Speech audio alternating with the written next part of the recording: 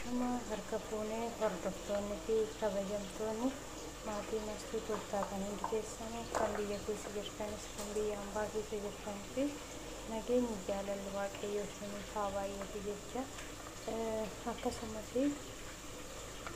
har'aa maakaroona waliin hojjenna.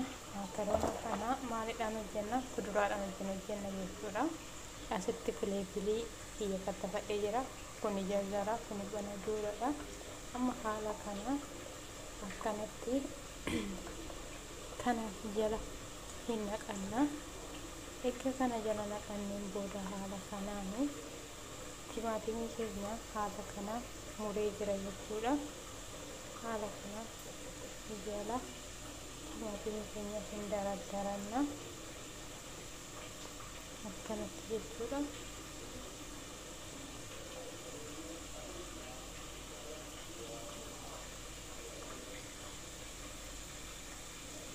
Egaa haala kanatti timaatimii keenya jala daradarannee bakka tokkotti dammoo ammas qaaraa keenya hin godhanna kanatti jechuudha.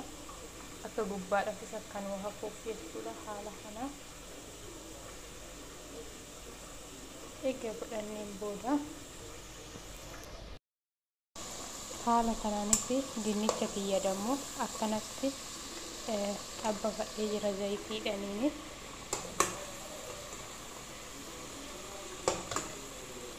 Inni firee 10 sila ta'eef firee 5 haala kana jala nan dhaqadha jechuudha. Haala kanaan kan jala naqadhe akkanatti kan haala kanaan jala naqadheen booda maakaroona kiyya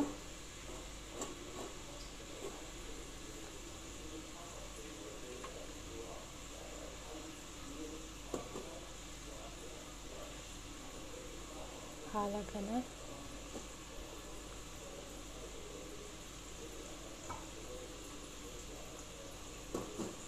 garuu wannoon ishee xiqqoo ta'uun oksijistiin ishee haala kanaan eeggan godhadheen booda dhiifama kanarratti na jalaa xiqqaanaan asirratti dabarse amma finneetoo haala kana qaaraa keenya ittiin daradaranna kaza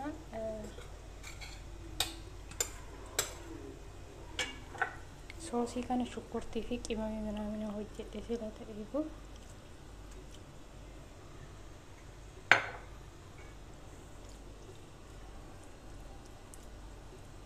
haala kana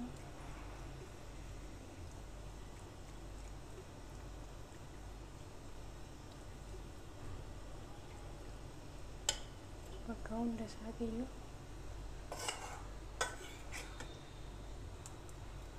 waliin keenya kasaan timaatimicha kanatti ittiin deebisna.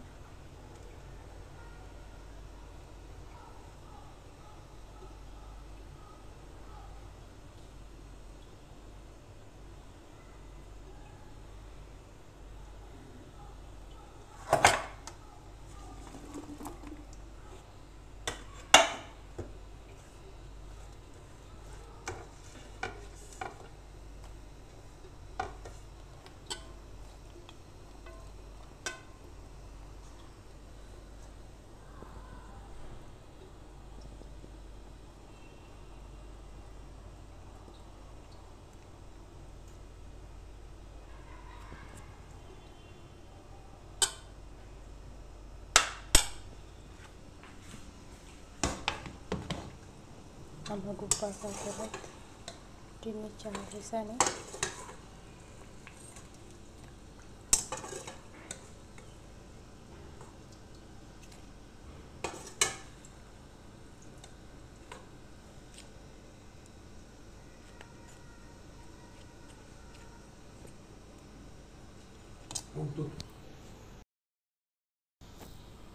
waduman argin namichi dhufee narra gahe yaa rabbii yaa araba kana haala kanaan amma akkanatti hojjedheetoo xumuree jira jechuudha. Kana amma wanni nuti godhachuu qabaannu bishaan saalsaa wajjin danfifadhee itti godhadha jechuudha. Akka inni jalaa wannoo hin taane ka bishaan malee kun bilchaachuu hin danda'u sila ta'eefu haala kanaan firmii keessa godha jechuudha. haala kanaan isinoo barbaadaውን fakkeenyaaf kuzbaraallee itti godhachuu ni dandeessu akka shittaan isaa isinitti wannoo jedhu deebisiitummoo wannoos jimnees itti gochuu hin dandeessu. Garuu ani garuu wantoota akkasiin barbaadu sila ta'eefu haala kanaan zayitiidhaan hojjetattanii nyaachuu ni dandeessu. Garuu kuni shunkurtii wajjin bilchaachuu hin danda'amu. Garuu immoo akkanatti hojjechuu hin barbaade sila ta'eefu haala kanaan hojjedhe jechuudha.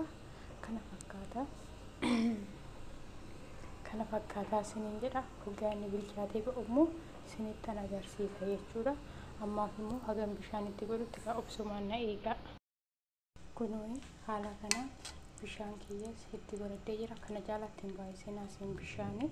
Haaluma kanaan hojjetattanii amma firmii keessa yeroo goone firmii keessa isee gootan gaazii jalasaatti qannas godhaa maaliif siin jalaa kenni daanuu wota gabaa ta'e hin bilchaanne haala saniin firmii keessa ni godhattu jechuudha. Yeroo bilchaatee ba'ee taabee akkatti inni mi'aawu soogidda minaanas dammoo itti godhachuu ni dandeessu jechuudha.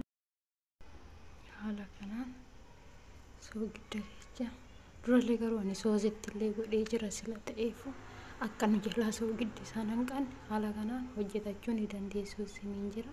Haga inni bilchaatee ba'utti dammoo obsumaan na eegaa kaayee isiniin jedha. Haala kanaa hojjedheetoo xumuree jira isiniin jedha. Kunoo kana fakkaata xiqqoo ishii wannan gubbaarra gaasitti mokkose kun xiqqoo ishii gubate. Kunoo haala kanaan hojjedheetoo xumuree jira jechuudha. Isin yeroo fudhattan haala kanaan daaruma kanaan akkanatti fudhachuu ni dandeessu isiniin jedha. Kunoo kana fakkaata haala kanaan hojjetattan isinoo barbaadanii annu irratti illee hojjetachuu ni dandeessu jechuudha. Jisti xiqqoo irratti hojjetachuu ni dandeessu akka tol keessa matanii. Garuu immoo haala kanaanis akkanatti nuuf haa ba'u akka jimnee minaamin wajjin hojjetamutti yoo jettanis haala kanaan hojjetachuu ni dandeessu jechuudha. Kun amma fakkeenyaaf fi jazara jechuudha. Kaarotii namni wallaaltanii jirtanii haala kanaan akkanatti kun dinnicha jechuudha. Dinnicha duraayyuu waanudhanii zayitiidhaan xiqqoo ishee xibbissi godhee jira akka inni ka bishaan jalaa hin jenne akkasii isiniin jechuu jaaladha. Akkasumas kunoo haala kanaan hojjetachuu ni dandeessu. Kuni ani hin beeku namni biraa mo'a namaatillee mati kuni mo'a kooti malee jechuudha.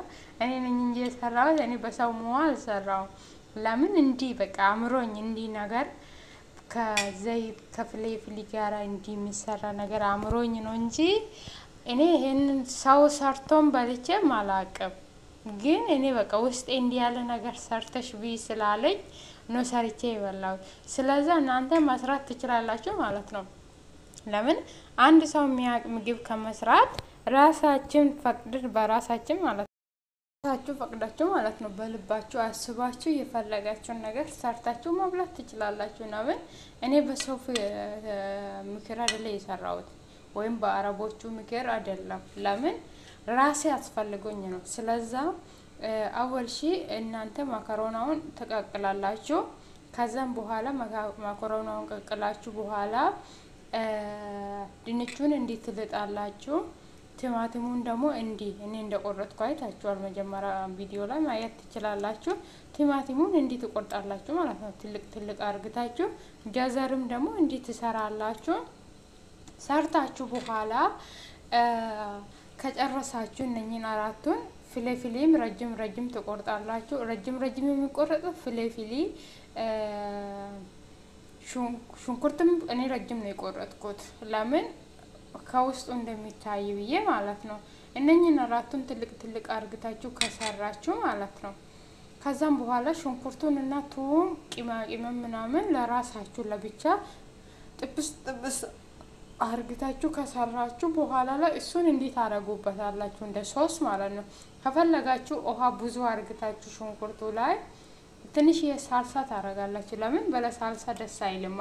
አሁን ይሄ ሳልሳ አለው፣ ይሄ ደግሞ ዘይት አለው ከሶሱ ጋር እየሰራው ማለት ነው። እንግዲህ አርግታችሁ ማብላት ትችላላችሁ እላችኋለሁ። ይሄ ቪዲዮ የዛሬ እዚሁ ላይ ነው የማቆመው። ለምን ብዙ ማውራት አልፈለኩም። በፈለጋችሁ ጋር በኢትዮጵያ እንጀራ ጋር ከፈለጋችሁ በማንካ ማብላት ትችላላችሁ። እንደዛ ነው የምላችሁ። የዛሬ ቪዲዮ በዚሁ ላይ ነው የማቆመው። በሌላ ቪዲዮ ደግሞ ተመልሼ እስከምመጣ ላይክ ሼር ማድረጉን አትርሱ እላችኋለሁ። ይሄን ነው የሚመስለው እላችኋለሁ። በቂጣ ማብላት ትችላላችሁ። እኔ ግን እንዲህ ያለ ነገር በምንድነው ማብላት የምወደው መሰላችሁ? በቂጣ ለምሳሌ አሁን ዳቦ ትንሽ ኩፍ ያለ ዳቦ እንዲህ በሱ ማብላት ቀላል አልወድም። ለምን አንድ ቀን እንዲህ ያለ ነገር እንዲህ አይደለም ግን የተሰራ በጅስት ነው የሰራነው እንጂ በፍርም አይደለም የሰራነው። ሰርተን ከጓደኛዬ ጋራ ማለት ነው። ልጅቷ እኔ ጓደኛ አለች። ቂጣ ጋግረን በቂጣ በለን ሲፈጣፍጥ ይሄው እኔ አሁን እዚህ ጋር ቂጣውን ጋግሬ ያለ ትንሽ የኩፍ አድርጌ ማለት ነው። እነኝን እንዲህ ይሄው እንዲህ ጋግሬ ያለው ከዚህ ጋራ ማብላት ትችላላችሁ ማለት ነው እናንተ። ይሄንን ይመስላል ደኛ ቂጣም ይሄንን ይመስላል እላችኋለሁ። ትንሽዬ ግን እኛ ካሜራ አድርጌበታለሁ። ለምን ብዙ አልቦካማ እንደምቦካም አልፈለኩም። ብዙ እንዲህ ኩፍ የሚል አልፈለኩም። እንዲህ የኛ ሀገር ቂጣ አይደለ እንዲህ በእንጀራ ምጣድ ላይ የሚጋገረው ኮሽኮሽ የሚል እንደዛ ያለ ነገር ፈልጌ ነው። ትንሽዬ ነው ካሜራ ያረኩበት ማለት ነው። ስለዛ ይሄን ነው የሚመስለው እላችኋለሁ። ስለዛ መልካም ቆይታ መልካም ስራ ይሁንላችሁ። በሌላ ቪዲዮ ተመልሼ እስከምመጣ ይሄንን ደግሞ ላይክ ሼር ማድረጉን አትርሱ እላችኋለሁ። መልካም ቆይታ መልካም ስራ ይሁንላችሁ። በጣም ነው የምወዳችሁ ሁላችሁም። ኑና ብሉ ምሳ የሚሰምሳ ሰዓት ያልደረሰ ሰው እራት ያልደረሰ ሰው ለቁርስ ማስቀራለሁ። ስለዛ ኑና ብሉ እላችኋለሁ። መልካም ቆይታ መልካም ስራ ይሁንላችሁ። በጣም ነው የምወዳችሁ በጣም ነው የማከብራችሁ። ባይ እላችኋለሁ።